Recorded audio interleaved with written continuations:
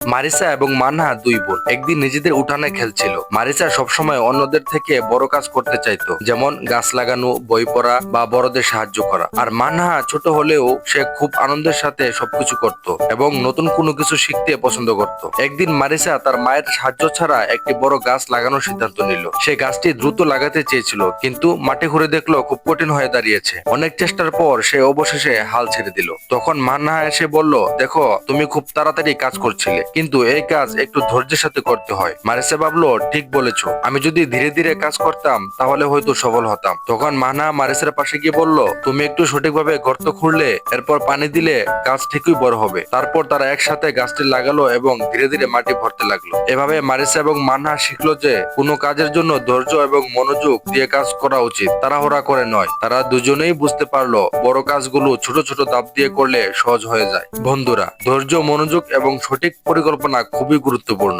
এবং ছোটদের কাছ থেকেও আমরা অনেক কিছু শিখতে পারি। বন্ধুরা, আমার গল্পটি কেমন লাগলো অবশ্যই কমেন্টে জানাবেন এবং এমন সুন্দর সুন্দর গল্প পেতে আমার চ্যানেলটি সাবস্ক্রাইব করে পাশে থাকবেন। ধন্যবাদ।